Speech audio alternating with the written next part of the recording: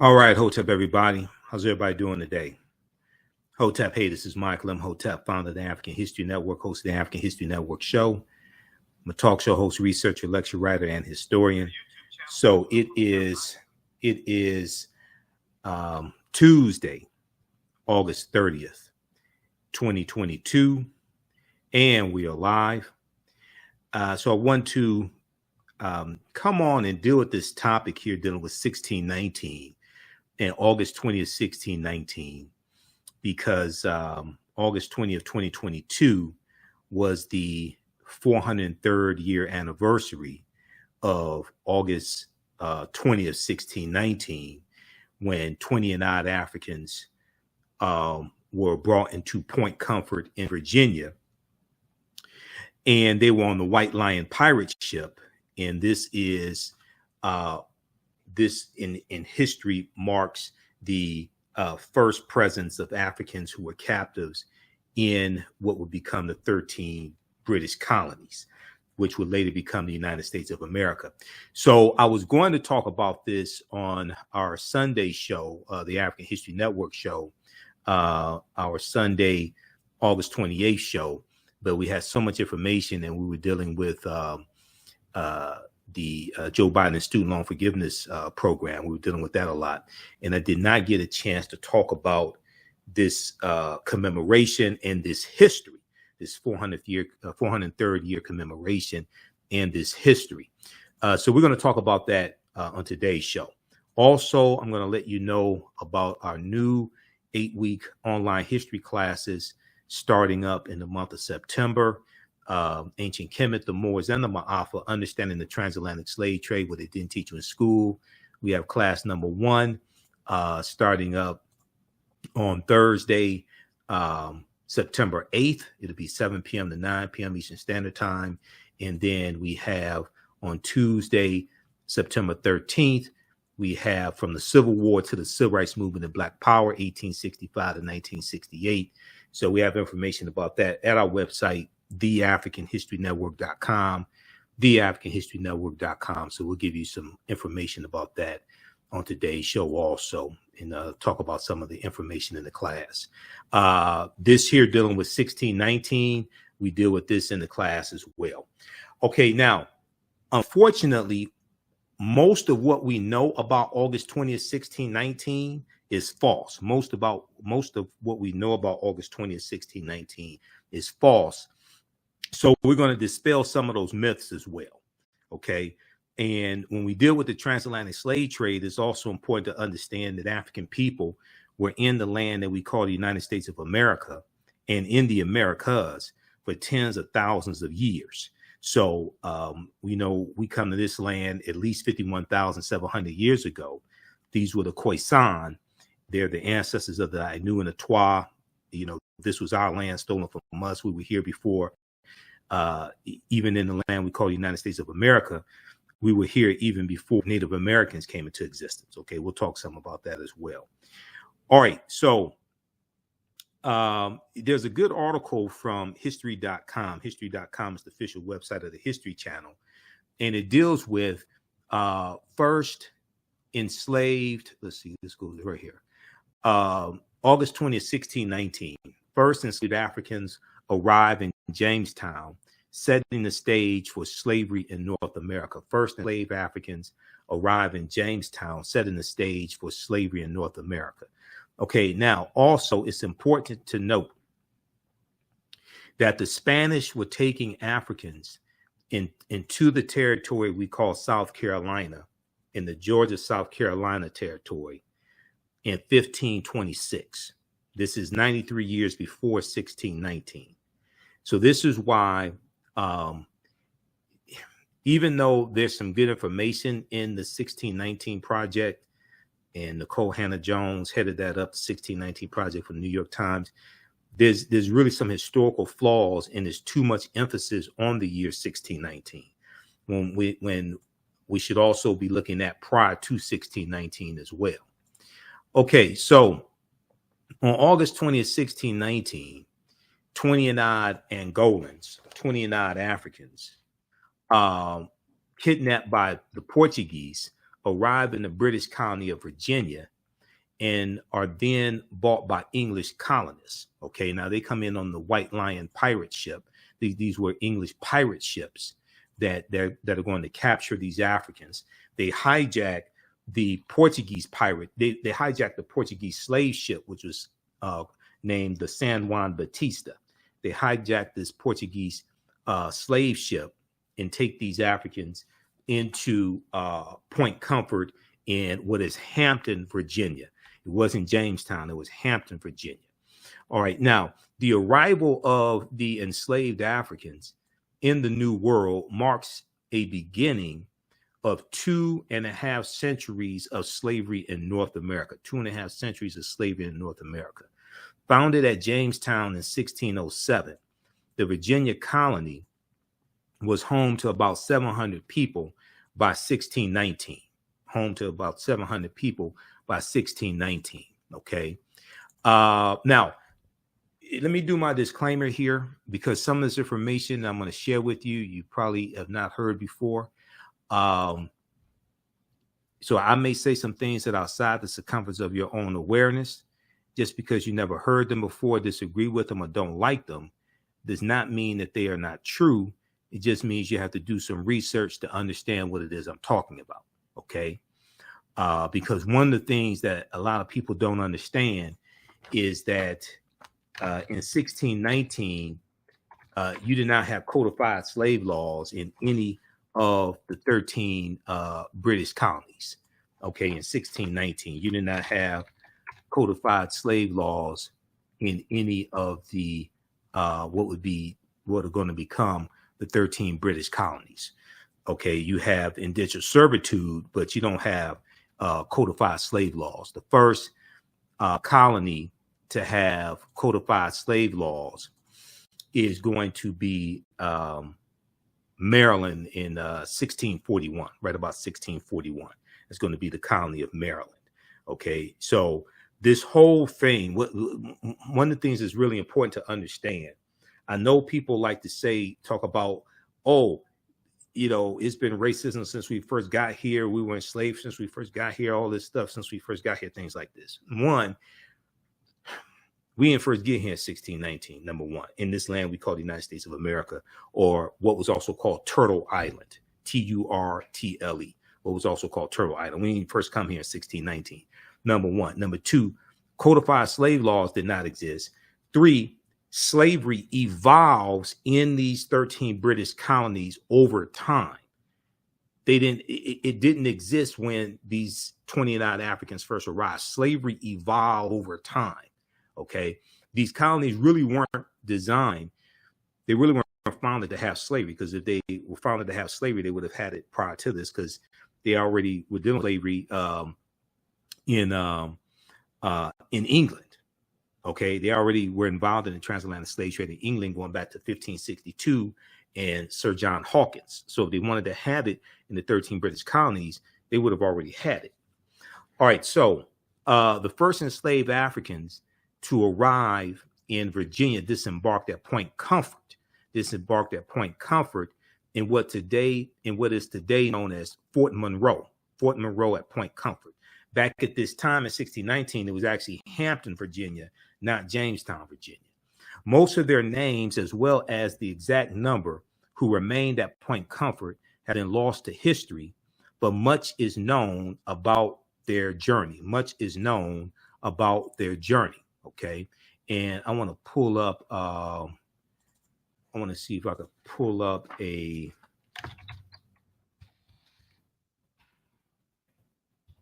I want to pull up some information from before the Mayflower as well. Where is that? Okay, we'll pull that up also. I want to pull up an excerpt from before the Mayflower also. Okay, it's page 40 from before the Mayflower. I want to pull up as well. All right. Let's continue here. Okay. We'll come to that in just a minute. Now, they were originally kidnapped by Portuguese colonial forces who sent captured members of the native Congo and Ndongo kingdoms on a forced march to the port of Luanda. A forced march to the port of Luanda. Okay, so they're captured by the Portuguese, and they're forced to march hundreds of miles to the port of Luanda, the capital of modern day Angola. From there, they were ordered on the ship called the San Juan Bautista, which set sail for Veracruz. They were going to the Gulf of Mexico. Okay, they were actually going to the Gulf of Mexico. So they set sail for Veracruz in the colony of New Spain, because this would have been Spanish territory. Now, as quite common, about 150 of the 350 captives aboard the ship died during the crossing. Then, as it approached its destination, the ship was attacked by two privateer ships, the White Lion and the Treasurer. So these were two English pirate ships, the White Lion and the Treasurer. Okay. And the White Lion and the Treasurer are going to hijack the San Juan Bautista, which was a Portuguese slave ship.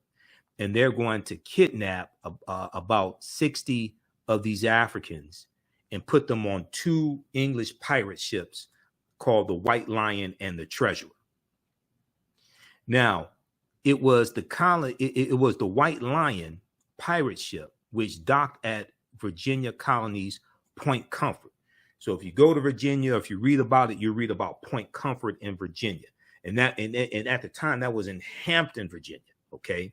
And they traded some of the prisoners for food, water, supplies, things like this on August 20th, 1619. August 20th, 1619.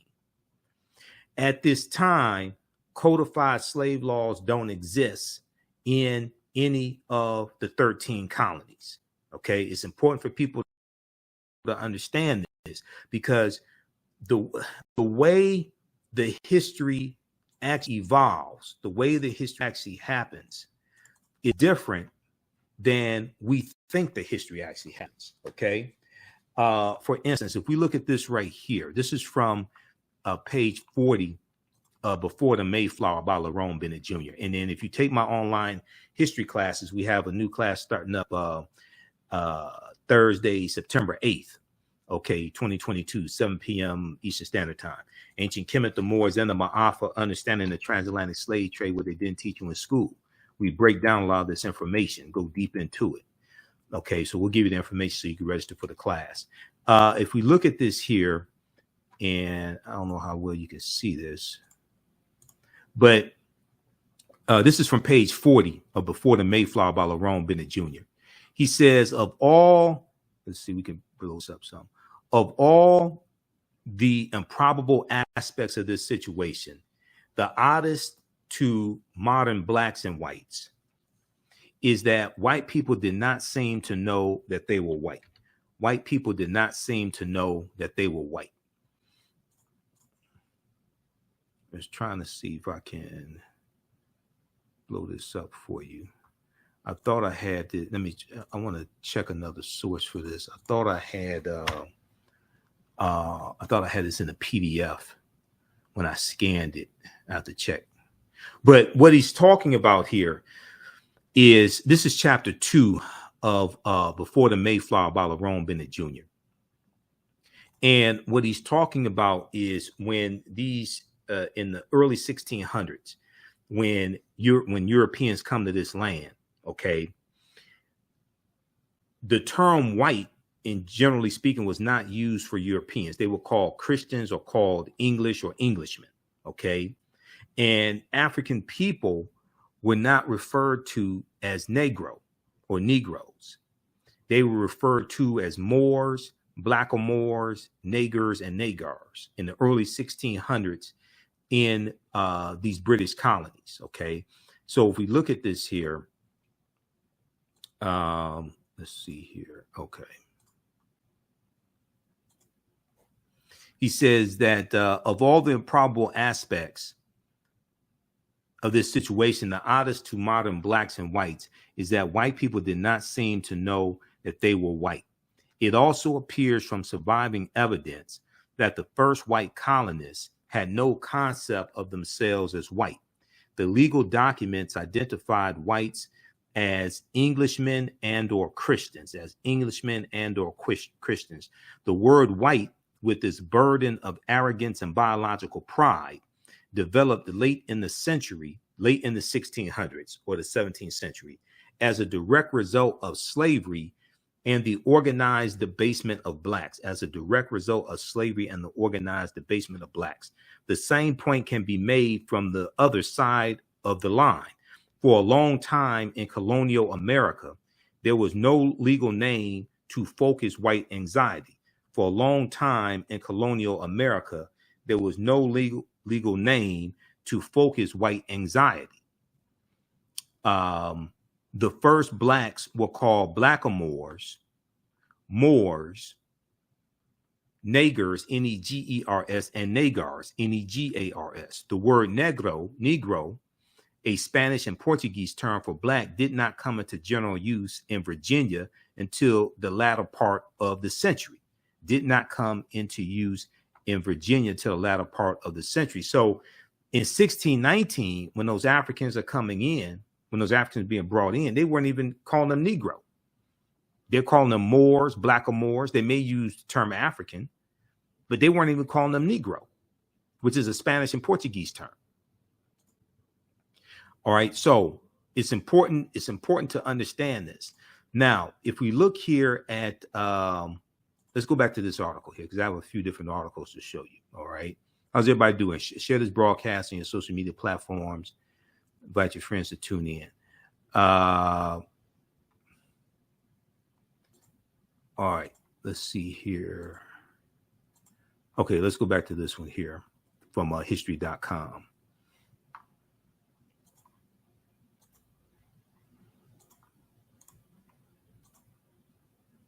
All right. So scholars note that the arrivals were technically sold as indentured servants. Scholars note that so they're talking about these 29 Africans from Angola were technically sold as indentured servants, and they were believed to be the Kimbundu speaking Africans of present day Angola. Okay, would have been the kingdom of Ndongo, Ndongo.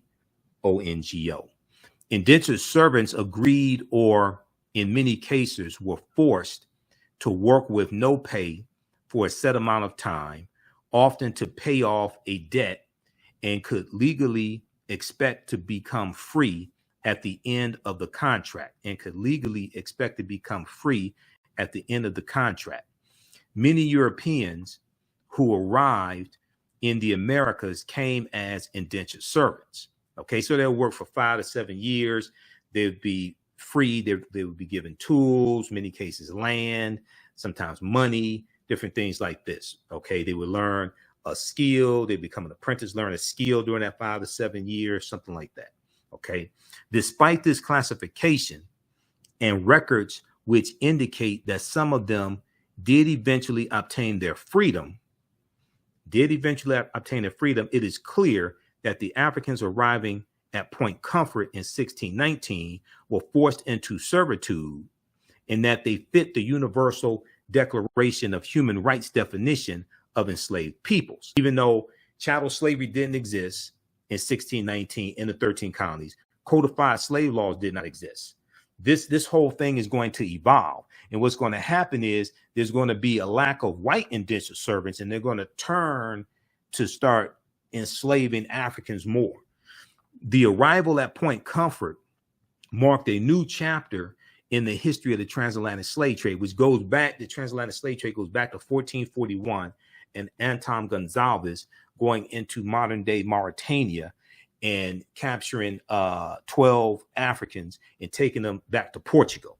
That's the beginning of the transatlantic slave trade. Now, the beginning of the transatlantic slave trade, it's important to understand this, and we go through and break this down in my online classes starting up Thursday, September 8th. Ancient Kemet, the Moors, and the Ma'afa, understanding the transatlantic slave trade, what they didn't teach you in school. To understand the transatlantic slave trade beginning in the 1440s, you have to deal with hundreds of years of history of the Africans known as the Moors, who are in Europe and conquer portions of Europe. and they go in 711 AD, led by General Tariq ibn Ziyad, and they're going to conquer portions of the Iberian Peninsula, what today is known as Spain and Portugal. Okay, and they go all throughout Europe, and they're going to Africanize to various extents Europe. They're also going to intermix into the European population and intermix into the European bloodline and change the complexion of a lot of Europeans as well. Okay, so the arrival at Point Comfort marked a new chapter in the history of the transatlantic slave trade, which began in the early 1500s and continued into the mid 1800s. Okay, so the transatlantic slave trade goes back to the mid 1400s. It didn't start in the early 1500s. Now you will see some maps that start the transatlantic slave trade about 1518, and that deals with King Charles V, also known as King Charles I. The Asiento is going to be signed by King Charles V, also known as King Charles I of Spain, and is going to drastically increase the spread of the transatlantic slave trade. Okay, this is going to be 1518. Asiento de Negros between the 16th and mid 18th century, an agreement between the Spanish crown, private person, or another sovereign power, like another country, by which the latter was granted a monopolying African slaves for the Spanish colonies in the Americas. So, and what the Asiento does is they capture these Africans and they take them directly to the destination, as opposed to stopping in Spain first and then going to their final destination. So it speeds up the delivery of African captives. It speeds up that delivery, and it causes the transatlantic slave trade to really spread. Okay, so how many people have never heard of the Asiento de Negros before? Now, the contractor, the asentista, the contractor, agreed to pay a certain amount of money to the Spanish crown for the monopoly, and to deliver a stipulated number, and to deliver a stipulated number of male and female slaves for sale in the American markets. The first such contractor was a Genoese company that in 1517 agreed to supply 1,000 African slaves over an 8-year period. 1,000 Africans over an 8-year period. In 1528, an agreement was reached with a German firm to supply 4,000 Africans. For its monopoly, the German firm paid 20,000 ducats annually to the Spanish crown. Each African slave was sold at a price not exceeding 45 ducats. Until the 18th century, individual Spaniards, as well as subjects Portugal, France, and Great Britain, entered into such contracts, these asientos. In spite of heavy taxation, government interference, and unsettled trade conditions, all of which greatly curtailed the profitability of asientos, foreigners nevertheless sought them because they provided the chance to share in the lucrative Spanish-American trade, and especially to acquire some of the gold and silver bullion produced by the slave trade, and to acquire some of the gold and silver bullion produced by you're talking about the African slave trade. The last and most notable asiento was that granted to the British South Sea Company, because these Europeans are organizing themselves into slave trading companies. The British, the Royal Company, the Dutch East India Company, different things like this. They're organizing themselves into slave trading companies financed by the royalty, financed by people with wealth and power, oftentimes backed by banks, oftentimes backed by European banks.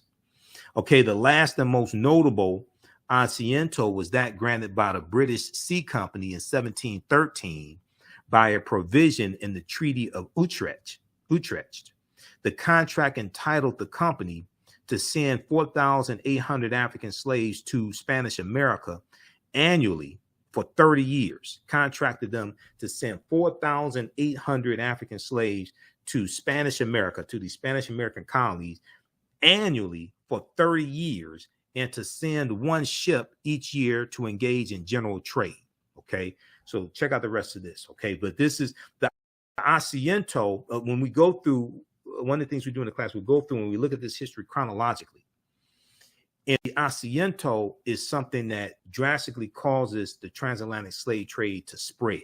Okay, it causes the transatlantic slave trade to spread quickly, increases the need for African slave labor. Okay, so all of this has a ripple effect.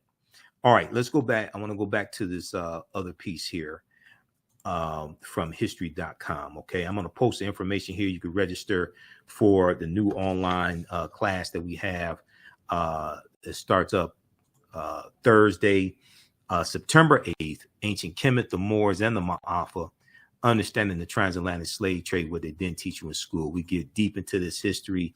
I do a PowerPoint presentation. We have book references, articles, video clips, everything. We have the link here in the thread of the broadcast. Also, it's at our new website, TheAHNShow.com, TheAHNShow.com. We have the information there. We do the sessions live. All the sessions are archived and recorded. You can go back and watch them anytime. We also have a bundle pack. You get both classes for $130. That's it's really about a $360 value, because it's going to get, you'll get bonus lectures, bonus presentations from me also when you register for this. The second class that we teach is on Tuesdays, starting September 13th. Class number 1 starts up from the Civil War to the Civil Rights Movement of Black Power, 1865 to 1968. Okay, so we have 2 new classes starting up with class number 1 in the month of September. All right, so we have the information right on the homepage of our website, TheAHNShow.com, and here in the thread of the broadcast also. And we do the sessions live. All the sessions are archived and recorded. You can go back and watch them anytime. So a year from now, 2 years from now, you can go back and watch the entire course. And here's the link for the bundle pack. So you get the bundle, you get both classes for $130. You can also use this information with your children. I would say the content is PG-13. Okay, and you can use it with your children. It's very engaging. It's very visual. We have video clips, everything. Okay, so the arrival at Point Comfort marked a new chapter in the history of the transatlantic slave trade, which didn't begin in the early 1500s. It goes back to 1441. It's important for us to understand that, and continued in the mid 1800s. Brazil is looked at as the last country to abolish the transatlantic slave trade, 1888. Cuba abolishes it in 1886. Okay. Now, the transatlantic slave trade uprooted roughly 12 million Africans, depositing 5 million in Brazil. Most of them are taken into South America. Okay. Most of the Africans taken out of Africa don't come to the United States. Somewhere between 380,000 to about 1.4, 1.5 million come to the U.S. It may be, there was new evidence that came out a few years ago that showed maybe 3 or 4 million came here, but over 3 million in the Caribbean. Okay. Though the number of Africans brought to mainland North America was relatively small, roughly 400,000, their labor and their descendants was crucial to the economies of the British colonies and later the United States, the 13 British colonies and what would later become the United States. 2 of the Africans who arrived aboard the White Lion pirate ship, Antonio and Isabella, became servants of, quote unquote, servants of Captain William Tucker, commander of Point Comfort. Now, their sons their son, who was known as William. William was born in 1624. Okay. Their son, William, is the first known African child to have been born in America from emanating from that group that came in 1619 and afterwards. He's the first known African child born in those 13 British colonies. He was born in 1624. And under the law of the time, he was born a free man. Under the law of the time, he was born a free man because chattel slavery did not exist at this time in 1619. Okay, so you know, you being enslaved for perpetuity and your children being born into slavery, things like this, 1619, that doesn't exist. So William's born a free man. Now, in the coming decades, however, slavery became codified. In the coming decades, however, slavery became codified, which means written into law. Now,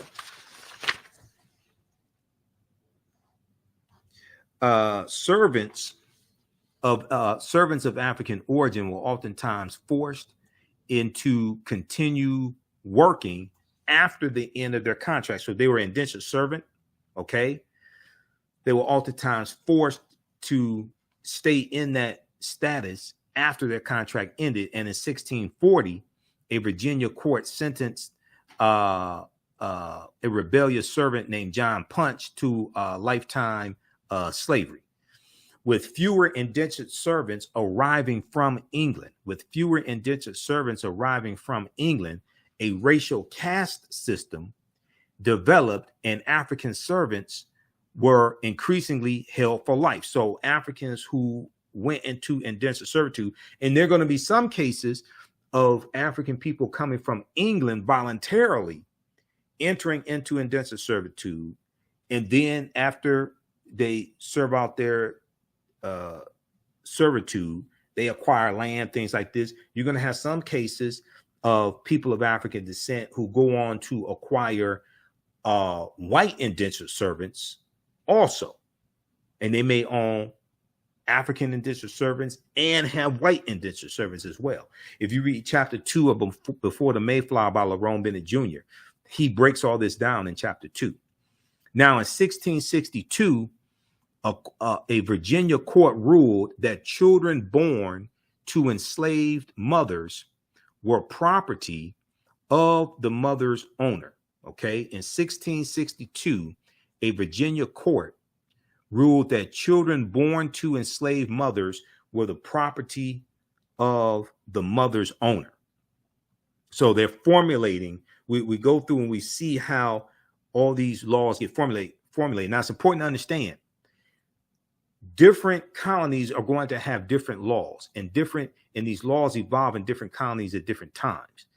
So just because you have a law in the colony of Maryland does not mean it's the same. If they pass a law in the colony of Maryland, it doesn't mean that it gets passed in all the or it applies to all the other colonies at the same time.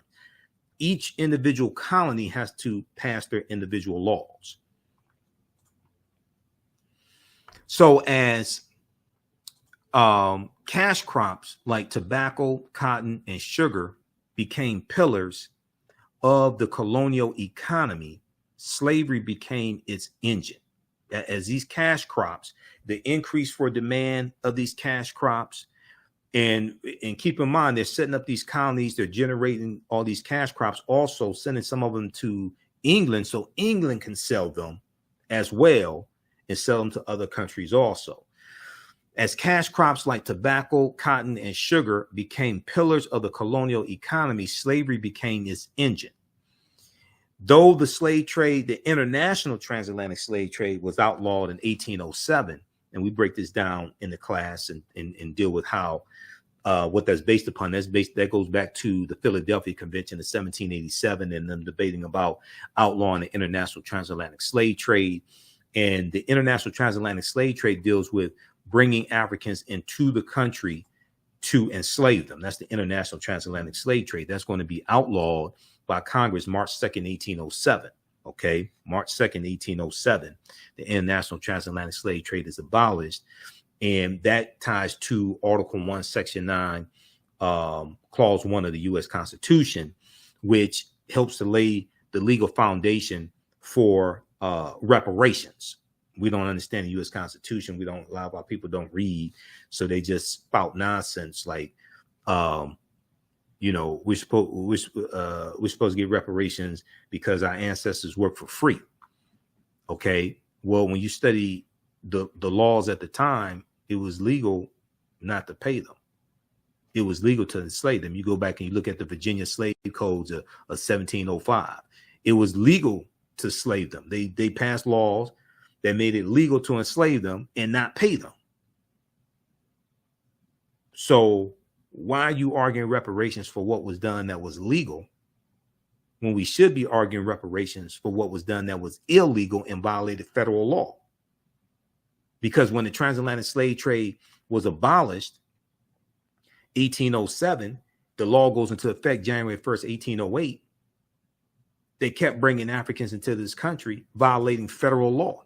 So all the Africans that were brought into this country from January 1st, 1808 through about July of 1860, when the Clotilda comes into Alabama, which is the last known slave ship to come into this country. And when you study the Clotilda, that when that ship came in, those Africans, they hid them in the swamp for a number of days because it was illegal for the ship to come into U.S. waters. Okay, so instead of us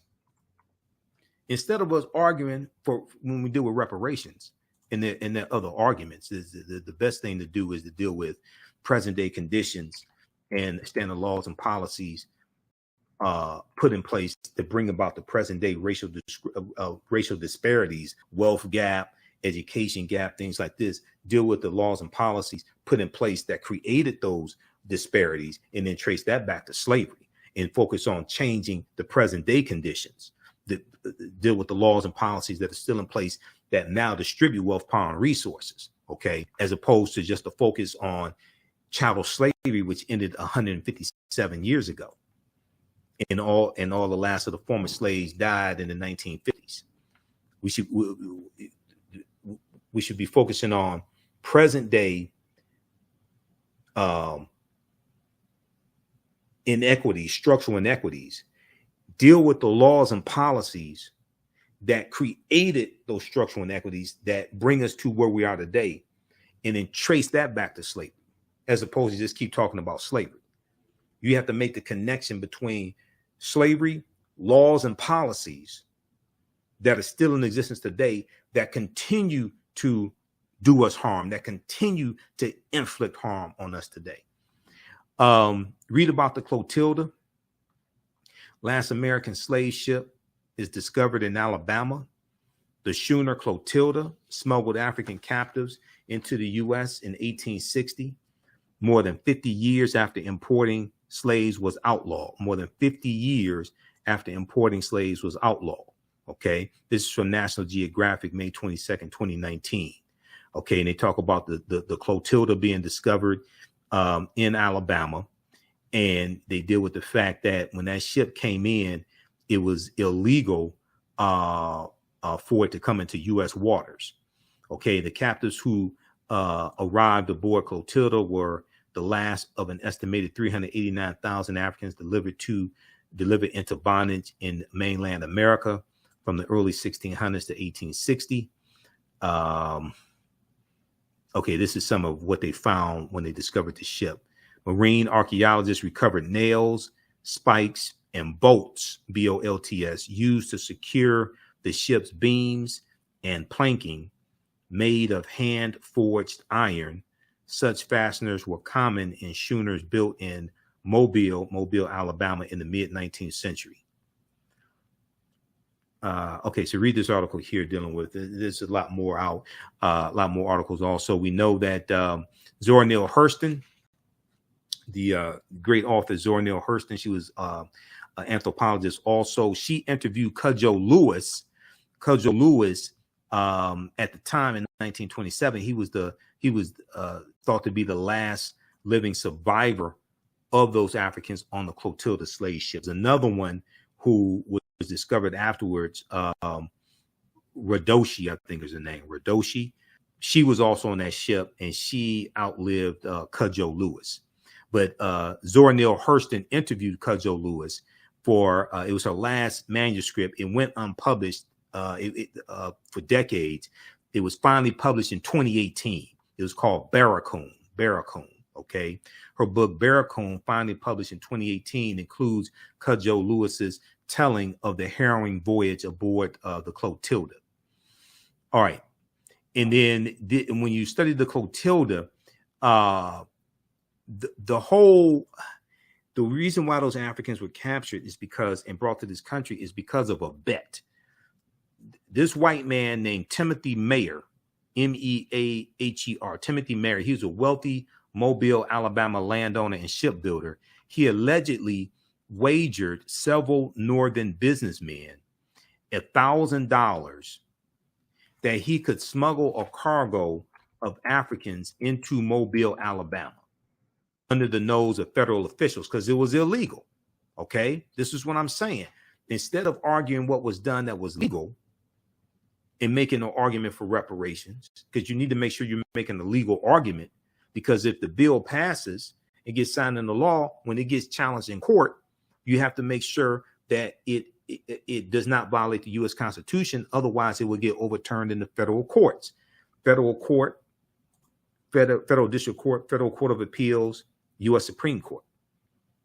And the courts rule that something is legal or illegal based upon its constitutionality, whether it falls within the U.S. Constitution, so it's determined as legal, or whether it's determined unconstitutional, like the Dobbs lawsuit coming out of Mississippi that basically strikes down Roe versus Wade, okay, and leaves it up to the states. So it takes away the constitutional protections for abortion when it comes to women, constitutional protection of abortions that they've had for 50 years. It takes away that constitutional right, leaves it up to the states, so the states can pass laws to abolish it.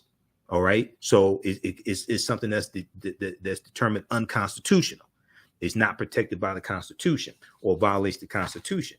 So you have to make sure your legal argument for reparations is based upon law and falls within the Constitution. Okay. Well, the reason why the transatlantic slave trade, the international transatlantic slave trade, was abolished May 2nd, 1807, why that bill passed Congress May 2nd, 1807, it goes into January 1st, 1808. Okay. And it becomes federal law. So here they're violating, when the Clotilda comes in 1860, it's illegal to bring Africans into this country. It's a violation of federal law. That court case is a white man who were caught bringing Africans into the country, and they're prosecuted. And then one of the biggest cases is the U.S. Supreme Court case, the U.S. versus the Amistad, 1841. That's why those Africans were set free, Joseph St. Q and those other Africans on the Amistad slave ship, because when that ship came into the U.S., it was illegal for Africans to be brought to the street to be enslaved. That's why they were set free. It also violated international treaties also, because the U.S. entered into international treaties along with Great Britain in 1808. Great Britain entered into it in 1807. U.S. enters into those international treaties in 1808 to abolish the international transatlantic slave trade, because there's a number of European nations that entered into those international treaties also. Okay, so Timothy Mayer allegedly wagered several northern businessmen $1,000 that he could smuggle a cargo of Africans into Mobile, Alabama, under the nose of federal officials. Importing African slaves into the United States had been illegal since 1808. Once again, when we make legal arguments for reparations, because if you're not making legal arguments, I don't know what you're doing. Because if you're not making legal arguments, it'll get overturned. If somehow it does pass, it's going to be overturned in court. Okay. So when we make legal arguments for reparations, why are we arguing for reparations for what was done that was legal? Why wouldn't we argue for what was done that was illegal and violates federal law and overwhelming evidence in court cases to back up your legal argument? But you have to understand this history and law in the first place to be able to make these legal arguments. Importing African slaves into the United States had been illegal since 1808, and Southern plantation owners had seen prices in the domestic slave trade skyrocket. Many, including Timothy Mayer, were advocating for reopening the slave trade, okay, to drive down the prices. In 1860, Clotilda smuggled West African captives into the U.S. Routes and dates are taken from the account of the ship's Captain William Foster. Okay, so they give a breakdown here. All right, so read the rest of this here. Okay, but these are some of the things that we deal with in the online history class starting up Thursday, September 8th, Ancient Kemet, the Moors, and the Ma'afa, Understanding the Transatlantic Slave Trade, what they didn't teach you in school. So we have the information here in the thread of the broadcast. Also, it's on the homepage of our website, TheAfricanHistoryNetwork.com, TheAfricanHistoryNetwork.com. And we get deep into this history. It's an 8-week online history class. We do a PowerPoint presentation. We have book references, articles, video clips, and deal with thousands of years of history, what leads up to the transatlantic slave trade taking place. Okay, so the 1860 census found that there were more than 3,953,760 enslaved African people in the United States, making up roughly 13% of the total population. This is in 1860. All right. Okay, now, so that's just a little background information there. Now, if we look at this, if we look at this piece here, there was one from, there's one from USA Today I want to pick up right quick.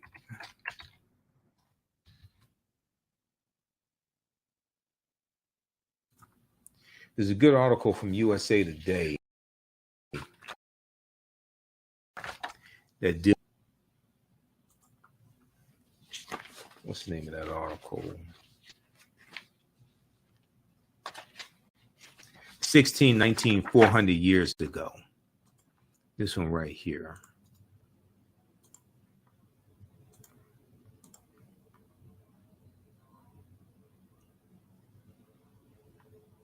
Hold on. Okay. So there's a good article from USA Today that I want to go to.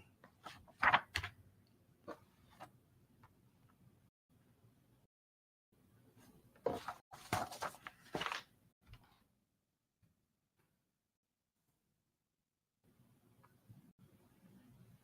me close out these ads.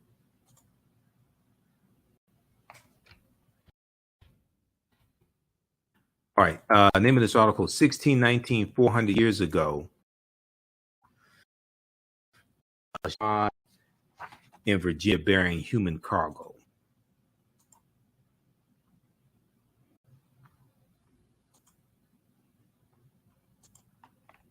Okay, 1619, 400 years ago, a ship arrived bearing human cargo. This is from February 8th, 2019. February 8th, 2019. This article came out. And if we look at this here briefly, the part I want to go to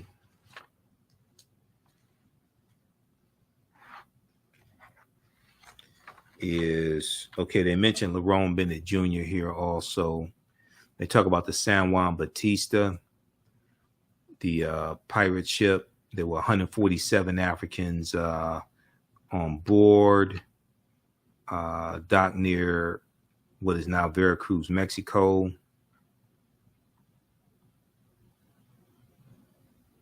Okay, they talk about Lerone Bennett Jr. and before the Mayflower as well.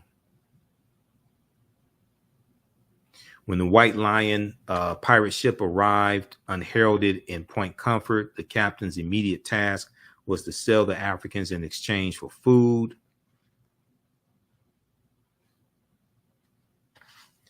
There was a part in here.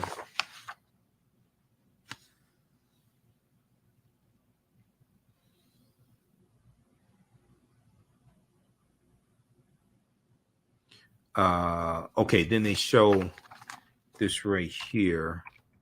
Okay, now this is an example here. They talk about the transatlantic slave trade, and they start in 1501. From about 1501 to 1875, Africans seized by slave traders on the continent were taken not only to the United States, but also to South America and the Caribbean major destinations. Okay, so they have this good map. We use this map in the class also. But they start in 1501, but the transatlantic slave trade begins in 1441.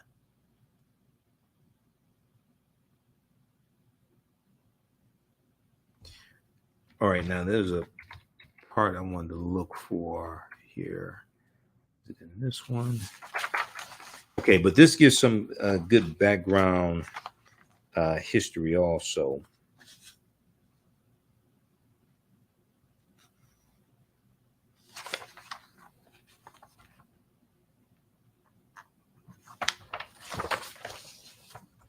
It concludes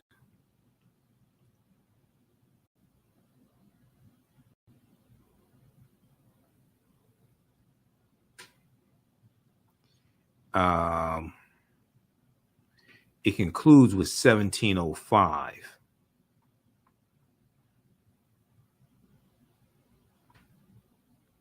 Where is it? Right here.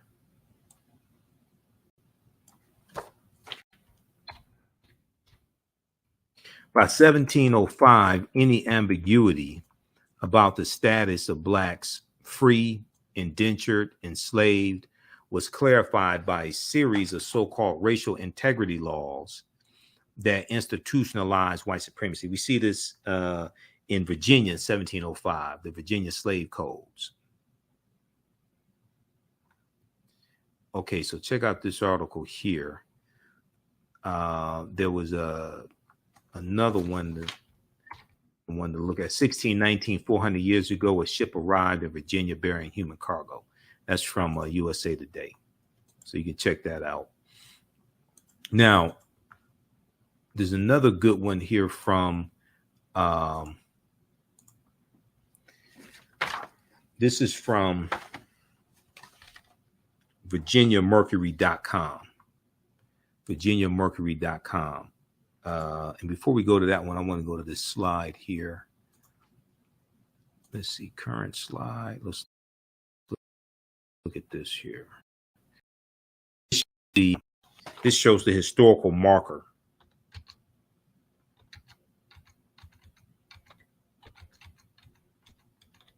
It shows the historical marker that's at Point Comfort in Virginia.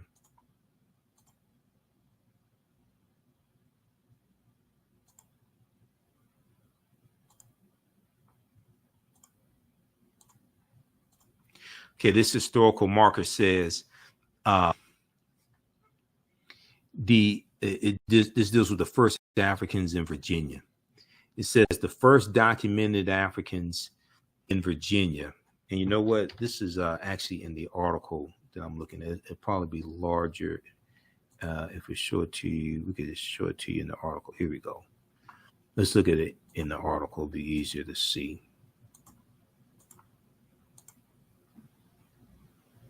Okay, first Africans in Virginia.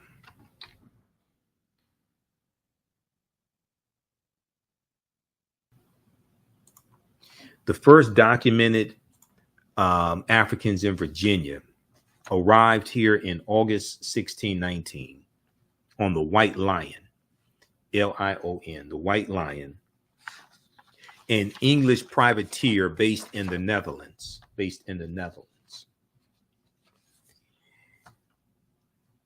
Colonial officials traded food for these 20 and odd Africans who had been captured from a Portuguese slave ship. Among present-day Hampton's earliest African residents were Anthony and Isabella. Their son William was the first child of African ancestry known to have been born in Virginia, circa 1624, around 1624. Many of the earliest Africans were held as slaves, but some individuals became free. Many of the earliest Africans were held as slaves, but some individuals became free. A legal framework for hereditary lifelong slavery in Virginia evolved during the 1600s. The United States abolished slavery in 1865. So in Virginia, as well as the other colonies, once again, 1619, codified slave laws didn't exist. Chattel slavery didn't exist. You being enslaved for perpetuity didn't exist. Your children being born into slavery didn't exist. This is why William was born in 1624. When he was born free. That whole framework didn't exist in 1619, 1620, 1624. It's going to evolve over a period of time. So this is from the Department of Historic Resources, 2015. This is at Virginia. This is at Point Comfort in Virginia. Okay, so this is a really good article here. And I use this in my lectures, things like this. This piece here, much of what we've been told about Virginia's 1619 first Africans is wrong. Much of what we've been told about Virginia's 1619 first Africans is wrong. Now, this is from August 11, 2019. So it was a few days before August 20th, 2019, when we had that 400th year commemoration. Okay, and this is by Rex Springston for VirginiaMercury.com. So they talk about, says you might have heard about the commemoration taking place later this month. They cite PBS NewsHour.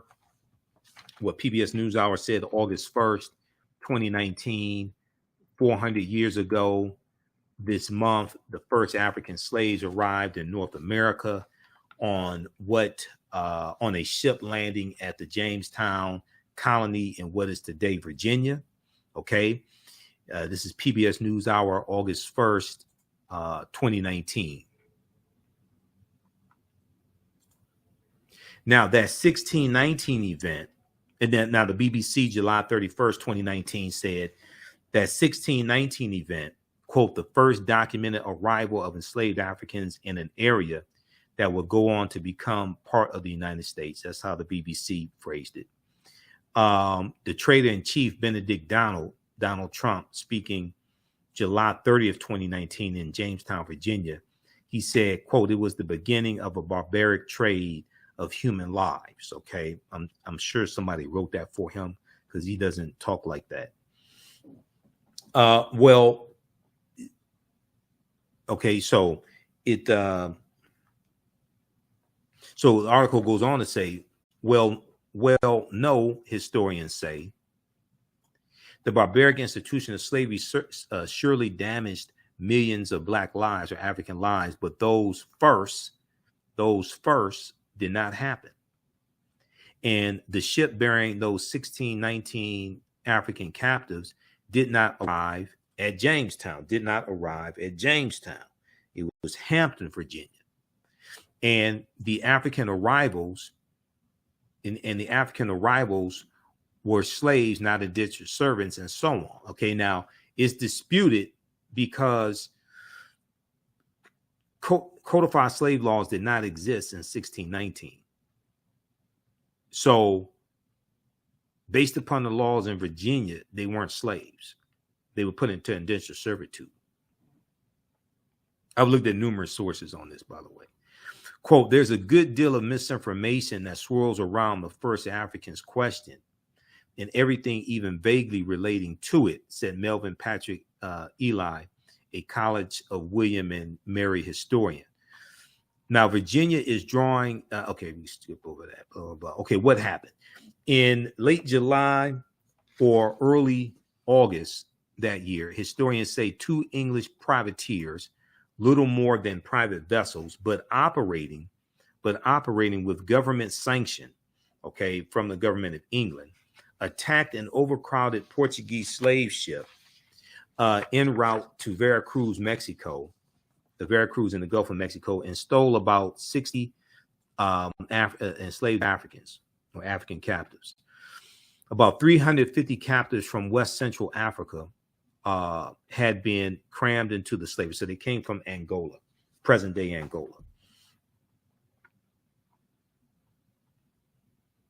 Now, in late August, one of the English ships, the White Lion, showed up at Point Comfort at the mouth of the James River in present-day Hampton, Virginia, not Jamestown, and sold perhaps 30 Africans desperately needed supplies. Was that the beginning of slavery in the New World? Was that the beginning of slavery in the New World? Okay. No, it was not, for a number of reasons. Okay. Historians say the Spanish had enslaved Africans in present-day Latin America for more than a century. The beginning of slavery in what became the U.S., was it that? No, the Spanish took enslaved Africans to a settlement in the present-day Carolinas, in the South Carolina, Georgia area in 1526. This is, and we deal with this in the class, in the online course. Okay. The African slaves rebelled and the settlement failed. Okay. The African slaves rebelled and the settlement failed. And it's believed they went off to live with Native Americans. There's about 100 of them. Okay. They're going to overthrow their oppressors. Also, the Spanish took African slaves to St. Augustine, Florida, which, unlike the Jamestown colony in Virginia, still thrives in, they take them in 1565. So that Spanish colony in 1565 was a successful colony, whereas the one in 1526 was not a successful colony. Okay. And that was,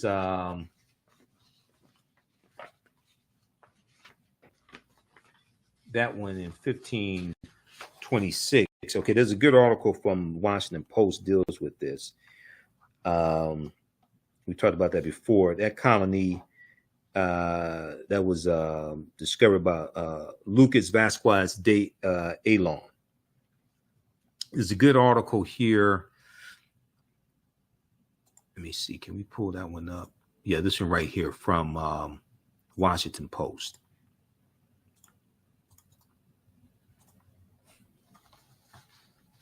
Before 1619, there was 1526. Before 1619, there was 1526. The mystery of the first enslaved Africans and what came to the United States. Okay.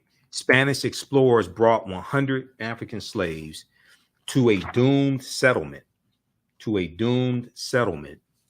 in South Carolina or Georgia. Within weeks, the subjugated revolted, then vanished. So it's important to understand that the Spanish are the second ones involved in the transatlantic slave trade. The Portuguese are the first ones.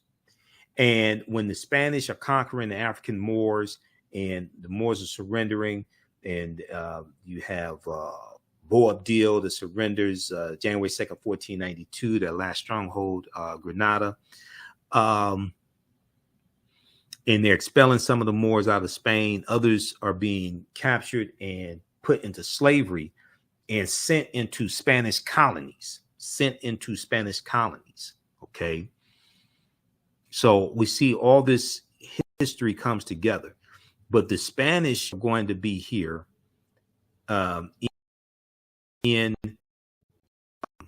the the land we call the United States of America, the Spanish are going to be here before the British, okay?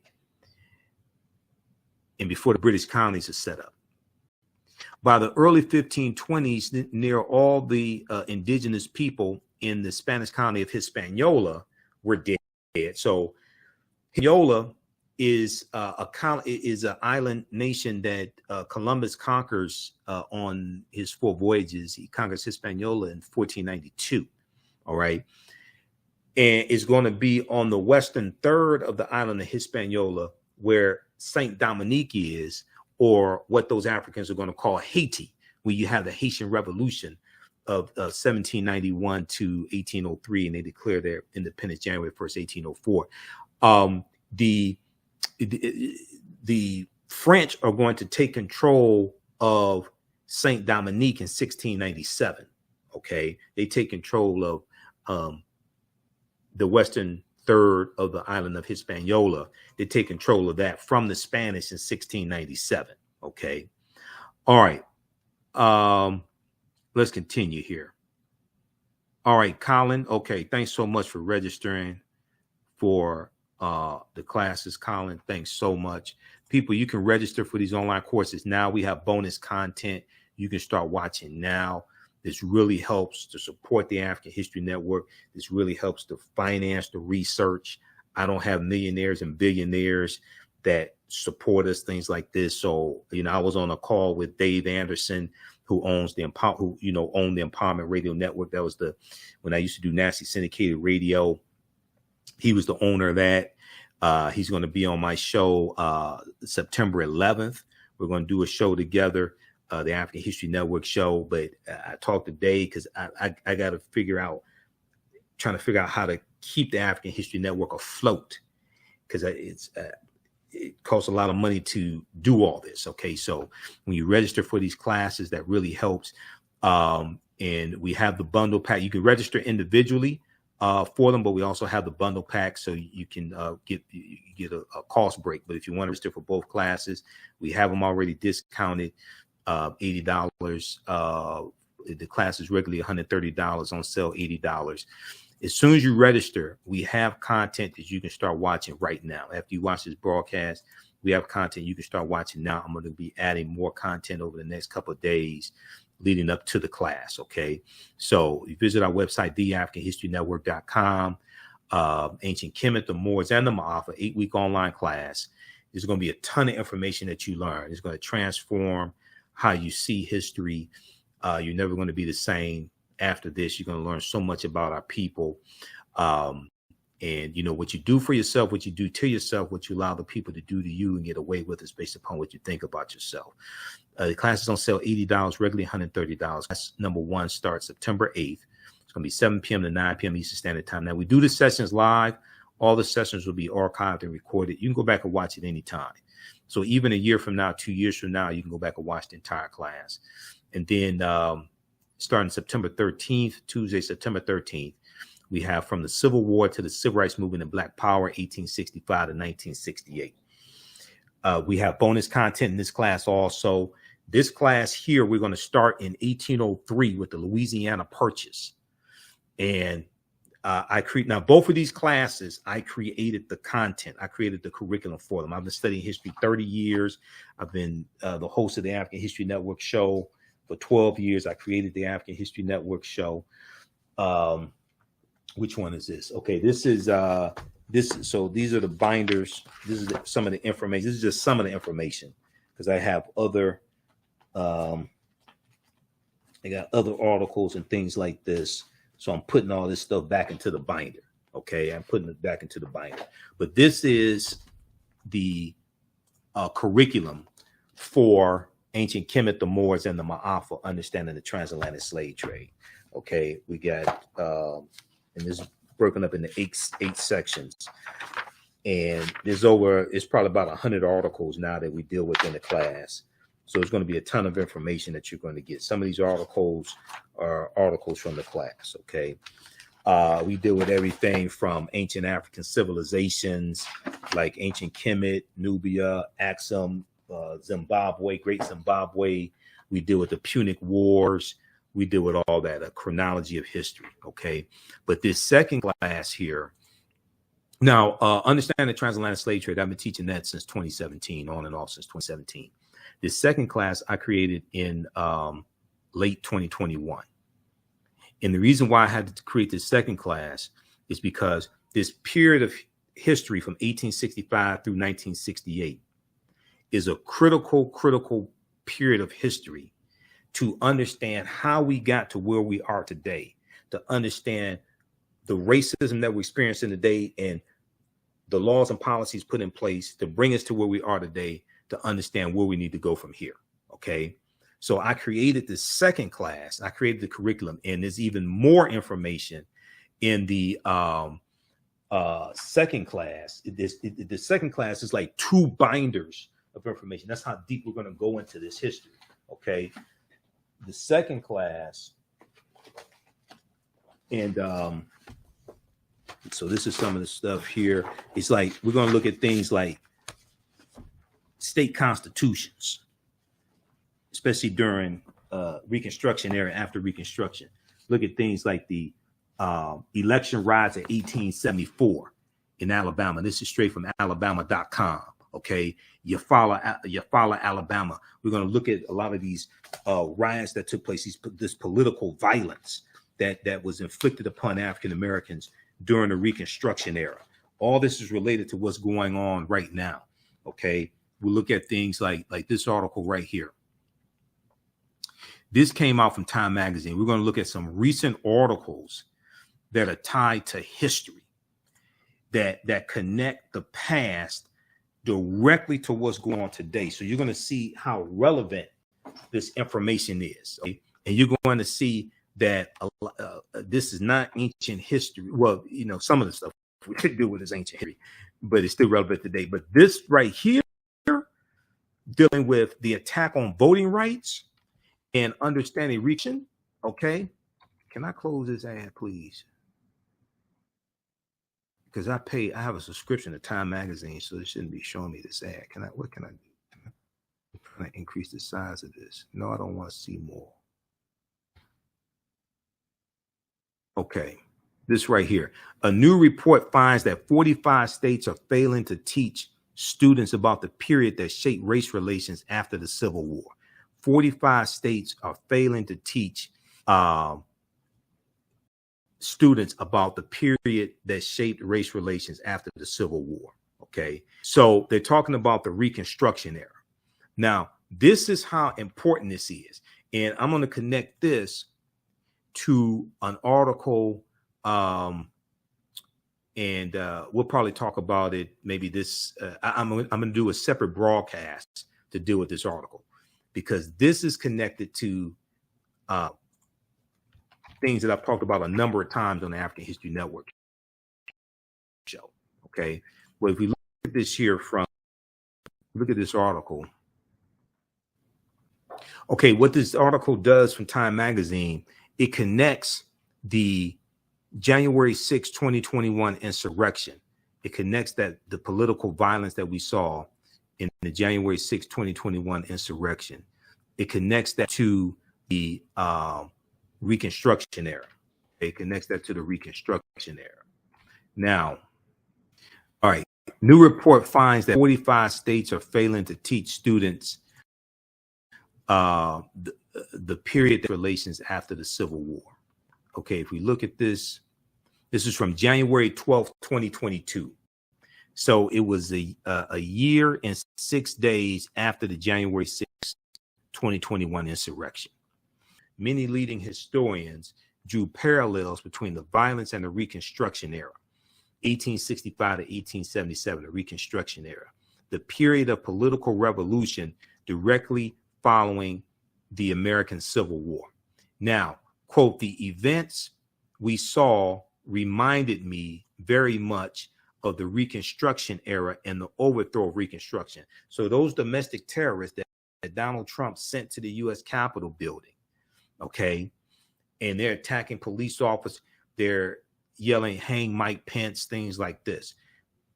Historian Eric Foner, who's one of the top historians on the Reconstruction period, he's saying that the political violence that he saw on January 6, 2021 reminded him very much of the Reconstruction era and the overthrow of Reconstruction.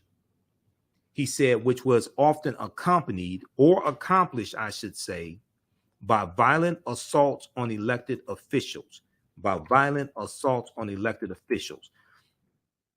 The January 6, 2021 insurrection is directly related to the Civil War and the Reconstruction era and the political violence that brought an end to Reconstruction. And this has to do with a fear of the browning of America, a fear that by the year 2043, white people will no longer be the majority population in this country. Now, some white people fear that. Some white people don't fear that. Okay, some white people don't fear that. I'm not saying all of them fear that. But this also deals with advancements African Americans are making. So we become targeted. We get targeted by the backlash. Okay.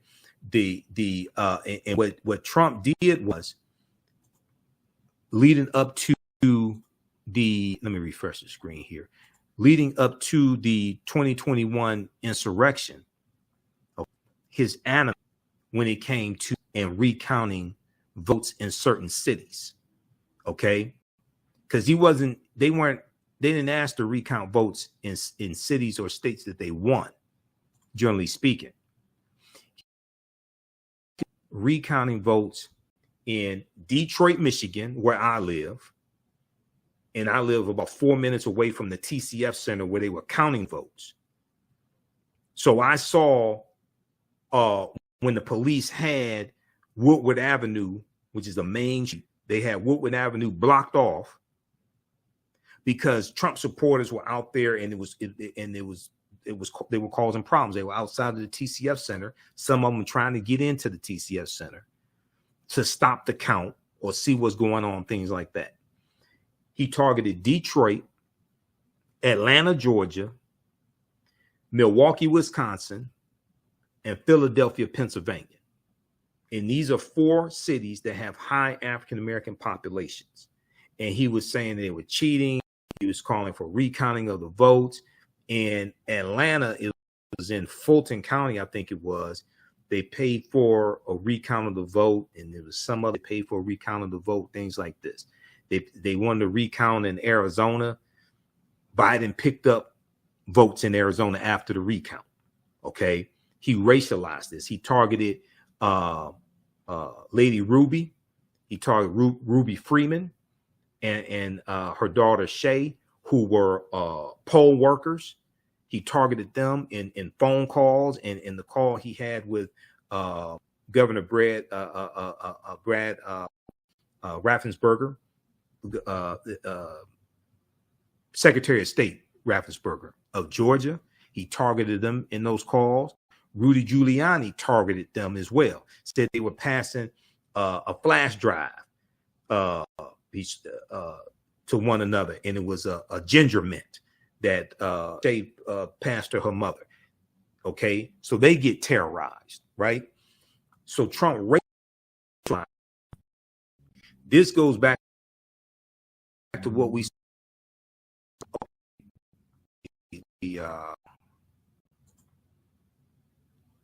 okay, let me refresh the screen just a second here. Okay, stand by just a second. Let me refresh the screen.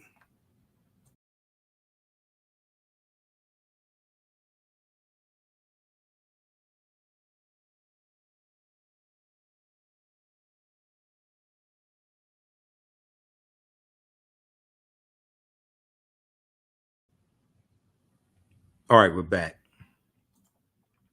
Okay, so can you all hear me okay? Can you see me okay?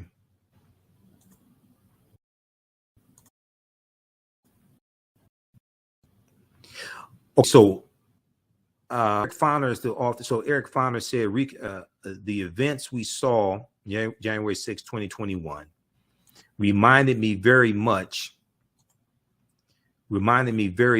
of the Reconstruction era and the overthrow of Reconstruction, which was often accompanied or accomplished, I should say, by violent assaults on elected officials. By violent assaults on elected officials.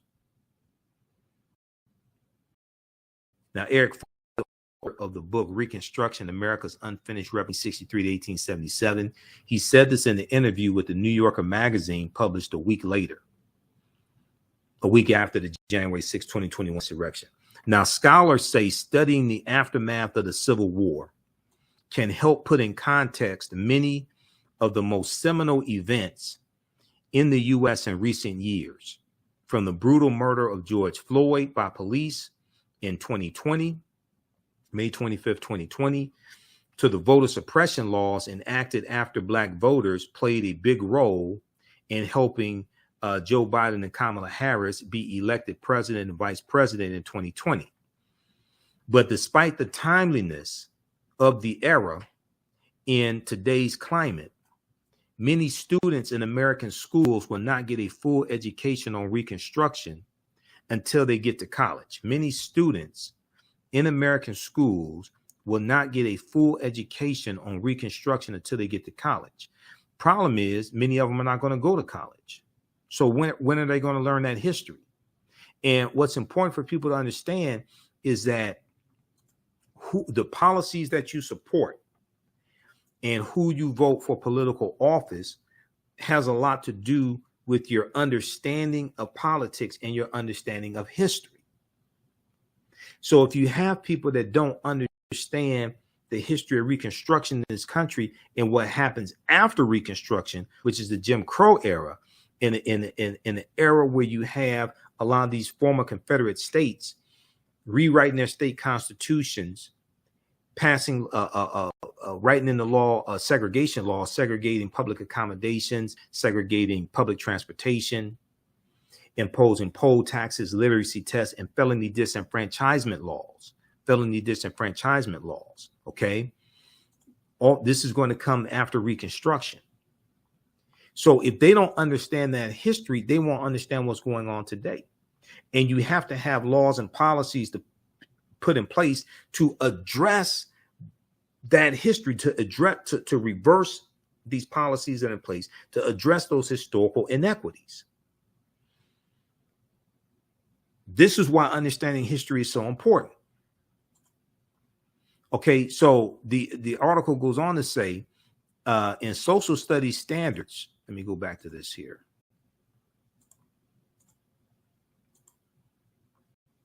In social studies standards, 45 out of 50 states and the District of Columbia, discussion on Reconstruction is partial or non-existent.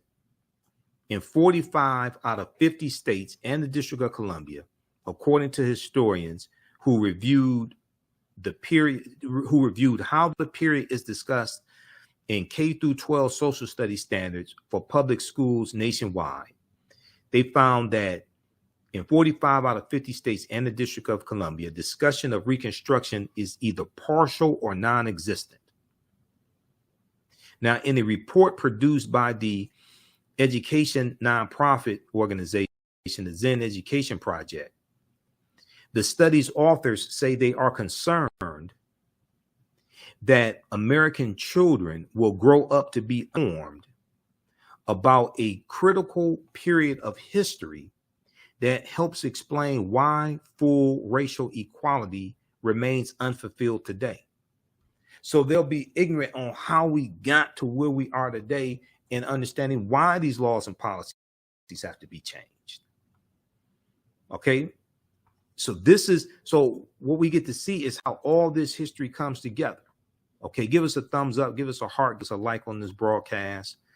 Once again, you can register for these online classes. We have them starting up Thursday, September 8th, 7 p.m. Eastern Standard Time. Ancient Kemet, the Moors, and the Ma'afa.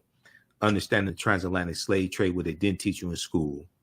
Okay, and we have a bundle pack. You can register for the bundle pack as well. We have the information at our website, TheAfricanHistoryNetwork.com, TheAfricanHistoryNetwork.com, right on the homepage, and we'll post a link here for the bundle as well.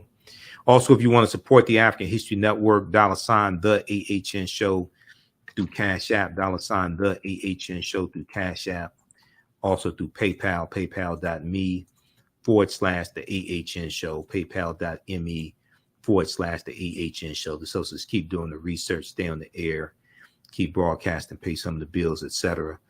And when you do it through Cash App, we have the Cash App information right on the homepage of our website. When you do it through, when you go to our Cash App, it'll say Michael and show my picture there. Okay. Because there's some fake African History Network Cash App accounts out there. I'm still trying to get Cash App to shut down.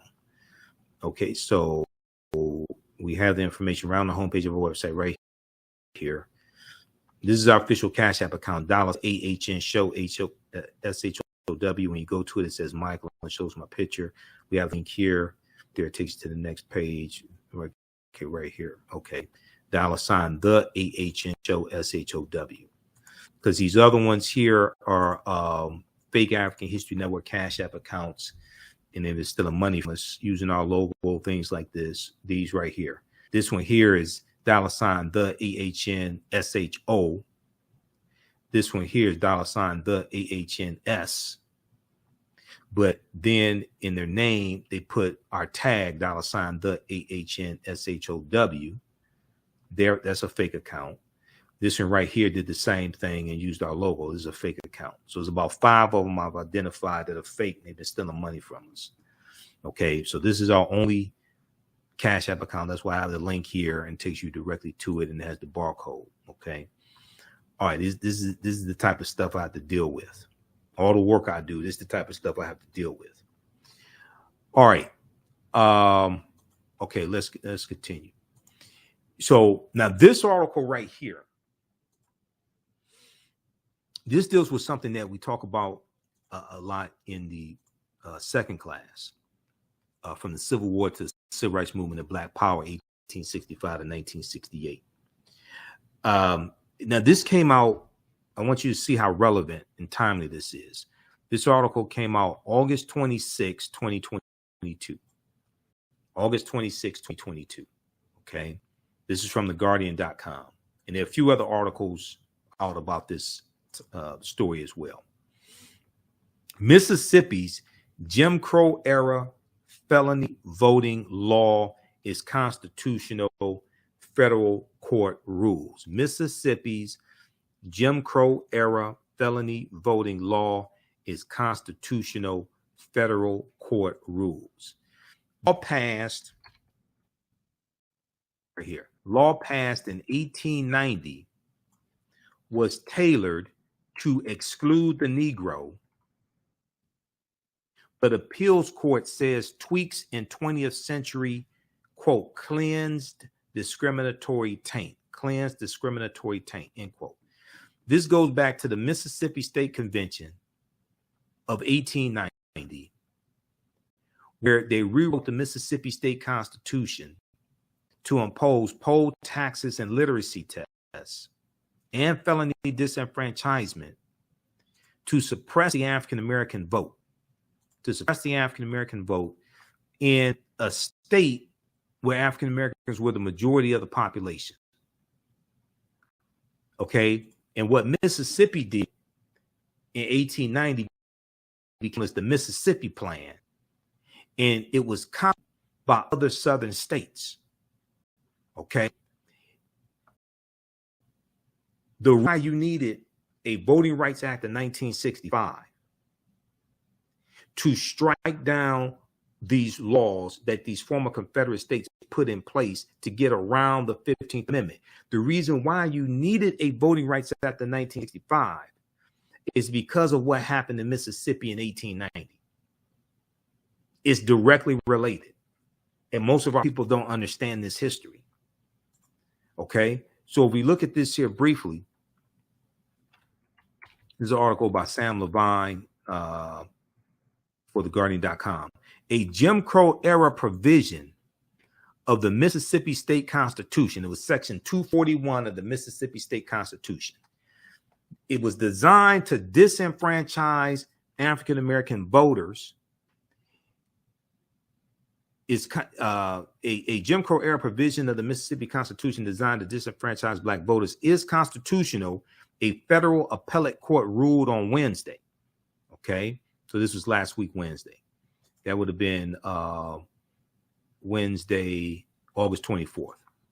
The case deals with a provision of the Mississippi State Constitution, Section 241, that lays out specific crimes that cause its citizens to be permanently, to cause its citizens to permanently lose the right to vote.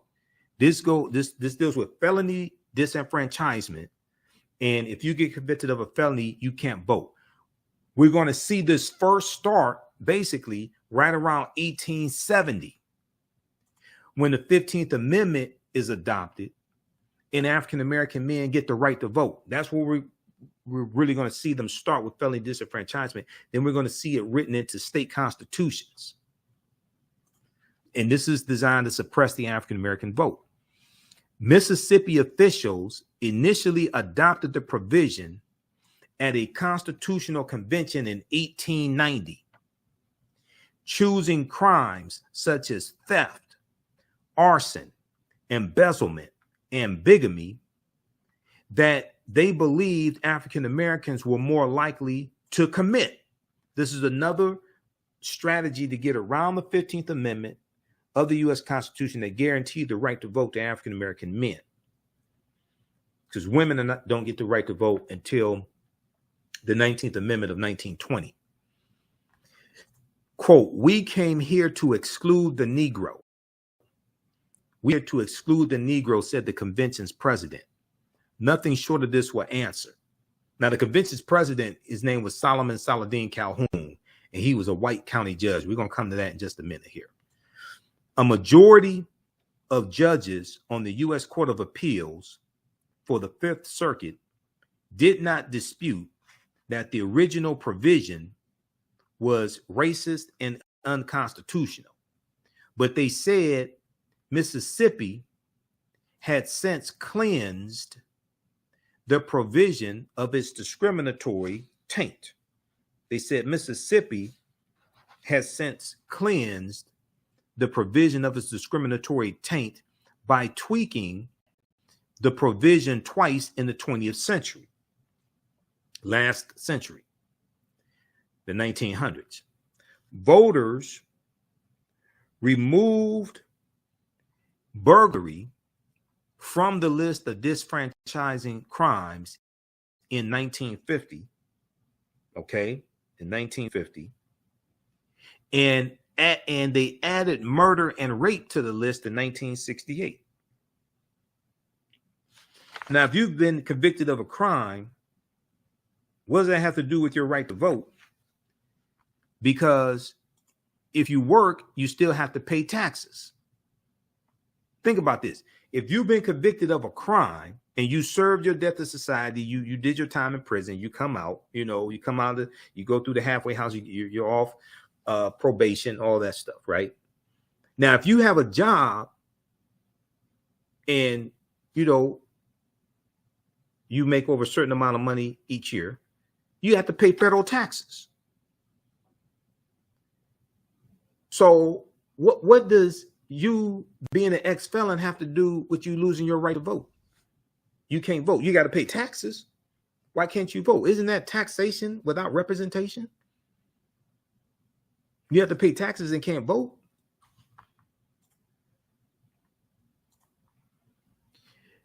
Quote, plaintiffs failed to, now this is the majority decision here on the court case from Mississippi. This was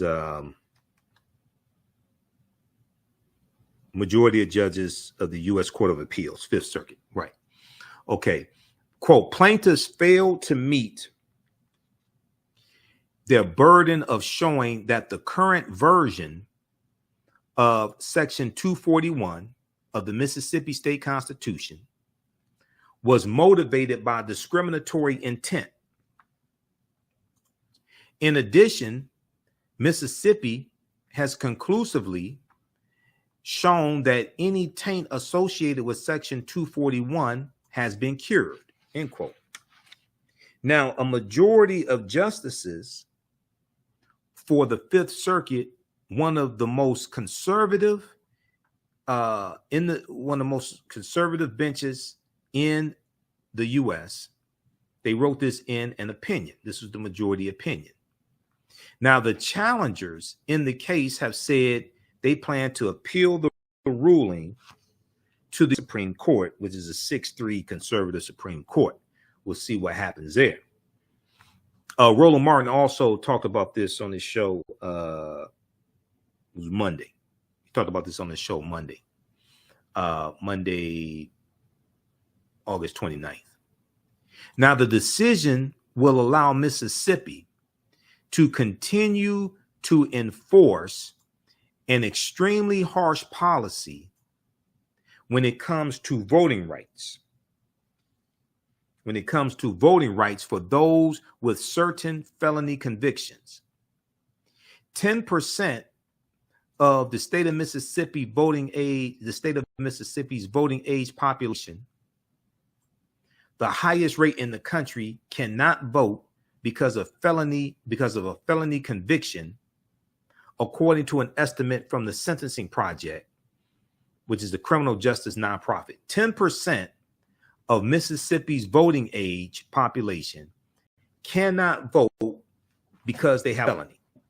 What does having a felony have to do with you voting? Because if you get a job, you're going to have to pay federal taxes and state taxes and city. So if you have to pay taxes, why can't you vote? Now, this includes 16% of the black voting age population. Okay, 16% of the African-American voting age population in Mississippi cannot vote because they have a felony. Now, the vast majority of people disenfranchised in the state have completed their criminal sentence. And the way they have the law written is that it makes it so hard for you to get your voting rights back in Mississippi. Okay, so read the rest of this. Read the rest of this piece here. Now, this is directly related to the Voting Rights Act of 1965, which did not give the right to vote to African Americans. That's a misunderstanding of the Voting Rights Act of 1965. It did not give the right to vote. What it did was it protected the right to vote, and it made illegal obstructions to the 15th Amendment, the poll taxes, the literacy tests, the property ownership requirement, all those things. It made all that illegal. Okay. That these southern states were doing, these former Confederate states, it made all that illegal. It did not give African Americans the right to vote. African Americans could already vote. And when you look at those laws in those former Confederate states, their laws did not say African Americans could not vote. They just had other obstacles in the way of you voting. The Voting Rights Act of 1965 made all that stuff illegal. And then it also put federal oversight on those states and territories that had a history of putting obstacles in the way of African Americans voting. So if they wanted to make any changes to locations of polling places, they wanted to make any changes to how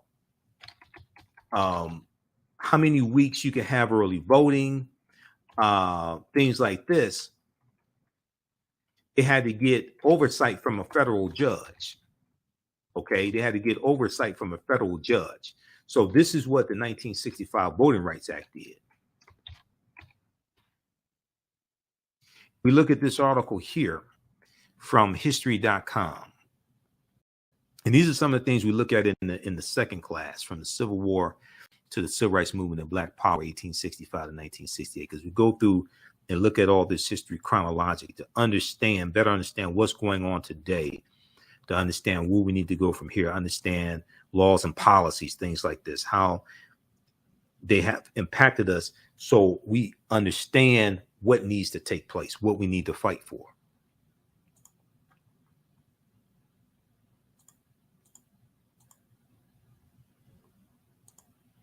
Okay, then right here is called,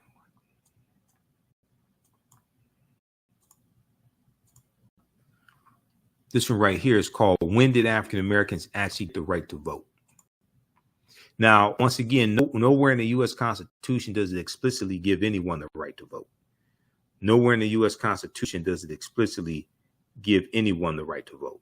Okay, so it's important to understand that.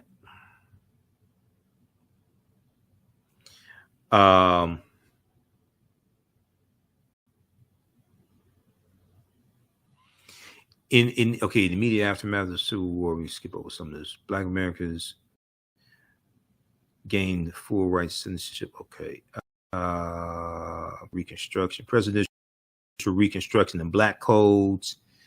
Okay, there were Lincoln. Radical Republicans in Congress were outraged, arguing that black codes were went a long way toward establishing slavery in all but name. Early in 1866, Congress passed the Civil Rights Bill. So there was as I explained to people, and especially in the courses, civil rights did not start in 1955 with the Montgomery bus boycott, or 1964 with the Civil Rights Act of 64. Civil rights goes back to 1865 and 1866. You have the Civil Rights Act, or the Civil Rights Bill of 1866, which laid the foundation for the 14th Amendment of 1868. Okay, so early in 1866, Congress passed the Civil Rights Bill, which aimed to build on the 13th Amendment and give Black Americans the rights of citizens. When President Andrew Johnson vetoed the bill on the basis of opposing federal action on behalf of formerly enslaved people, because he was from the South, he was from Tennessee, he was sympathetic to the former slave owners. He was actually a Democrat who the Republicans got to run on the ticket with Lincoln in 1860, for president. Congress overrode his veto, marking the first time. What is this here? Hold on. Let me close this out. Okay. Congress overrode his veto, marking the first time in the nation's history that a major legislation became law over a presidential veto. Okay, so they deal with the 14th and 15th Amendments, 14th Amendment, 1868, 15th Amendment of 1870.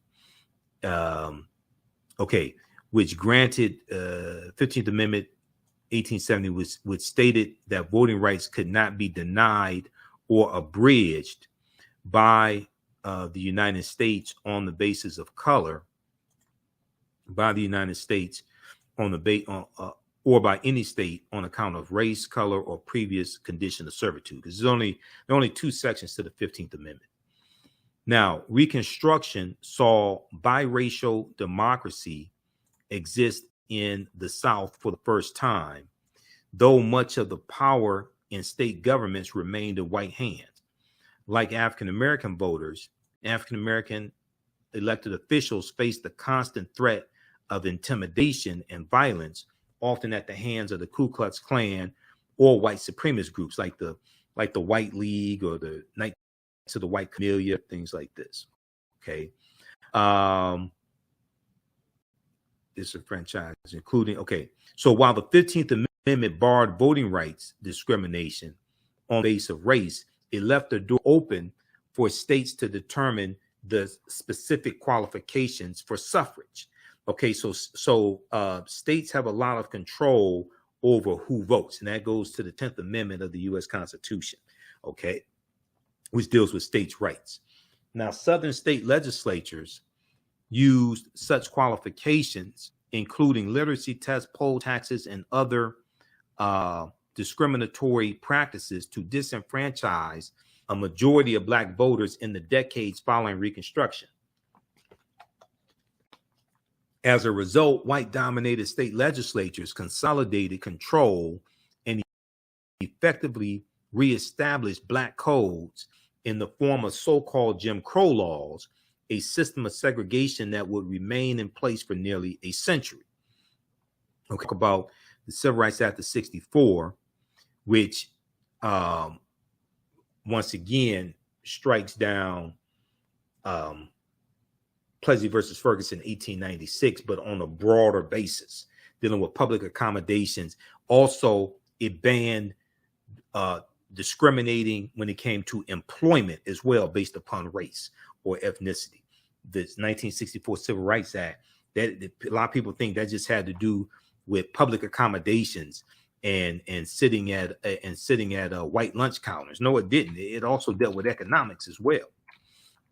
And the 1964 Civil Rights Act also created the Equal Employment Opportunity Commission, the EEOC, where we could file complaints and take action against discrimination when it came to discrimination, like on the job, things like this, or if we felt we were being discriminated against when it came to employment.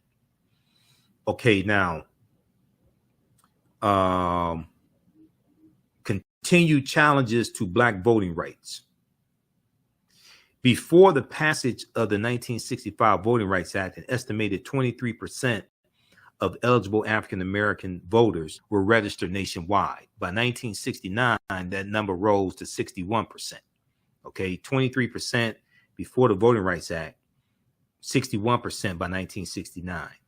By 1980, the percentage of adult Black population on Southern voter rolls surpassed that in the rest of the country. The historian James C. Cobb wrote in 2015, adding that by the mid-1980s, there were more Black people in public office in the South than in the rest of the nation combined. The 2012 turnout of African-American voters exceeded that of white voters for the first time in history, as 66.6% of eligible African-American voters turned out to help re-elect President Barack Obama. This right here scared the hell out of a lot of white people. It scared the hell of a lot of white Republicans. The percentage of African-Americans who came out to vote in 2012, it was 66.6% of African-Americans who were registered to vote. That's the percentage that voted. That was the first presidential election where the percentage of African-Americans registered to vote surpassed who actually voted, surpassed the percentage of white people who were registered to vote that actually voted. Okay. So what did they do? They came back and hit us in the courts. They came back and hit us with the 2013 U.S. Supreme Court case of Shelby County versus Holder, which struck down Section 5 of the Voting Rights Act. In 2013, the Supreme Court struck down a key provision of the 1965 Voting Rights Act, ruling in 5-4 in Shelby County versus Holder. Shelby County is in Alabama. Alabama was ground zero for the fight for the 1965 Voting Rights Act. The holder, who was the defendant, was Attorney General Eric Holder. They sued the Attorney General. Ruling 5-4 in Shelby County versus Holder, that it was unconstitutional to, once again, going back to the U.S. Constitution, that's why we need to read it and understand it. It was unconstitutional to require states with a history of voter discrimination to seek federal approval before changing their election laws, because this is what the 1965 Voting Rights Act did. Section 5. This is what it did. If you wanted to make any changes to the location of polling places, or if you wanted to close down places, if you wanted to change the hours that polling places are open, if you wanted to change how many Sundays the polls would be open for souls to the poll voting, where people, especially African Americans, go to vote after church, you had to get approval from a federal judge. There was federal oversight to protect the rights of African Americans when it came to voting in states and territories that had a history of putting those obstacles in the way of us voting. Okay. Shelby County versus Holder struck that down. When you go research this, within 24 hours, within 24 hours of that U.S. Supreme Court decision, states started passing voter suppression laws. These former Confederate states started passing voter suppression laws. They couldn't wait. They've been trying to strike down, they've been trying to weaken the Voting Rights Act for decades because they knew they were losing power. So, and see, Republicans understand better the power of the vote than many of us do. That's why they work so hard to suppress our vote. Now, in the wake of the U.S. Supreme Court's decision, a number of states passed new restrictions on voting, including limiting early voting and requiring voters to show photo ID. This is within 24 hours of Shelby County versus Holder. They started passing these voter suppression laws, voter ID laws, things like this. Supporters argue such measures are designed to prevent voter fraud, which is almost non-existent. Widespread voter fraud doesn't exist. Widespread voter fraud doesn't exist. You have individual instances of it, and that's rare, that's minor. A lot of that are just mistakes. But even those rare, even the deliberate voter fraud, those are individuals committing deliberate voter fraud. But that's not anything significant. One, is not going to change any of the election results. Two, now while critics say like poll taxes and literacy tests before them disproportionately affect poor, elderly, African-American, Latino voters. Okay, so check out, read this article here. When did African-Americans actually get the right to vote? This is from history.com, official website of the History Channel. All right, now. Okay, so how do you all like this type of information? Give us a thumbs up, give us a like. Who still needs to register for these online history classes that we have starting up with class number 1? Class number 1 starts up Thursday, September 8th, 2022, 7 p.m. Eastern Standard Time. And that's going to be Ancient Kemet, the Moors, and the Ma'afa, Understanding the Transatlantic Slave Trade, what they didn't teach you in school. And we deal with thousands of years of history and what leads up to the transatlantic slave trade taking place. This is an 8-week online course. I do a PowerPoint presentation, video clips. We have video clips, articles. We have over 50 articles in the class. It's probably, there's over 50 articles, probably about 70 articles now, something like that. The classes don't sell $80, regularly $130. And you can pay with debit card, credit card. If you want to do Cash App or something like that, email us through the website and let us know. The website is TheAHNShow.com, TheAHNShow.com. You can also email us at TheAHNShow@gmail.com. Okay. So we do the sessions live. All those are archived and recorded. You can go back and watch it anytime. The second class we have starting up Tuesday, September 13th. 7 p.m. to 9 p.m. from the Civil War to the Civil Rights Movement and Black Power, 1865 to 1968. As soon as you register, there's archived content that you can start watching now. You can watch from around the world. As soon as you register, there's archived content you can start watching now.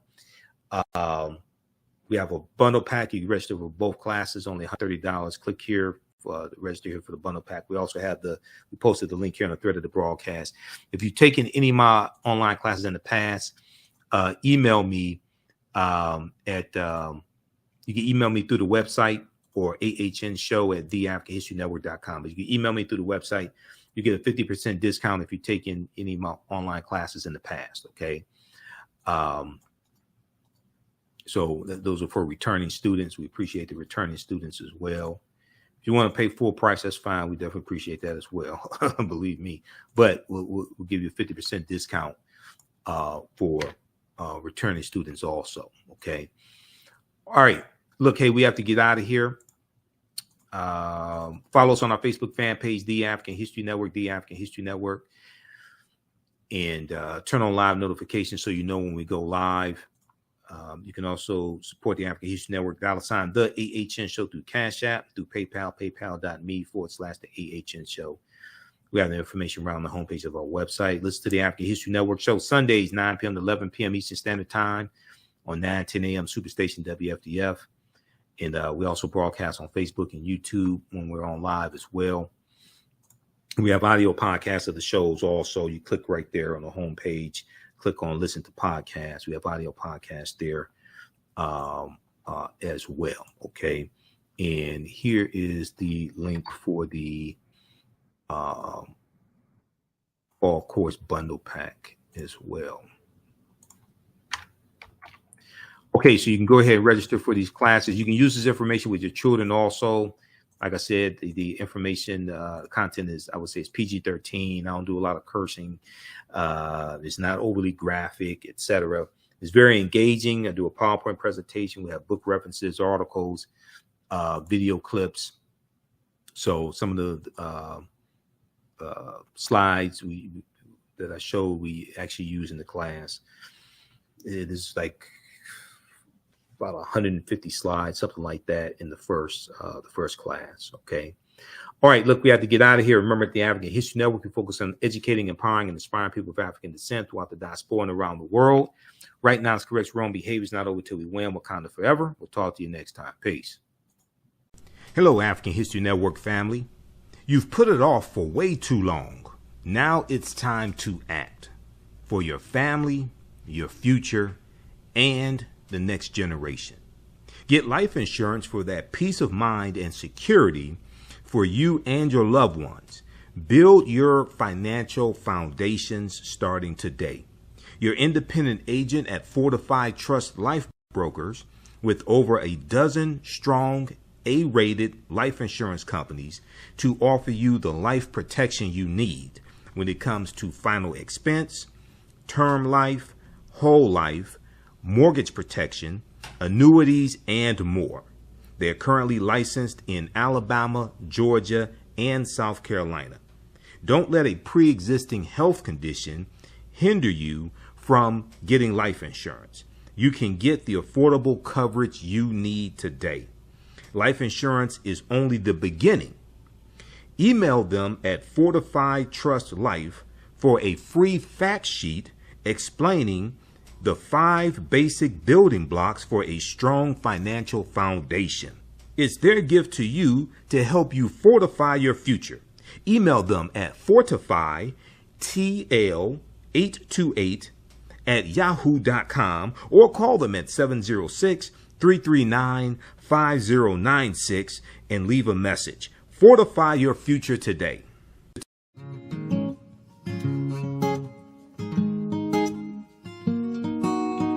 IDO Network International, in collaboration with STL Black Woman, DACA, and ACTA, present the Royal Pilgrimage to the Americas, August 24th through the 28th. The African kings and queens are coming to you for business, networking, and sharing of Pan-African ideals. The venue will be the illustrious En Garde Arts Hotel in St. Louis, Missouri. A royal cultural experience and exhibitions, trade and investment opportunities in Africa, the Caribbean, and the Americas.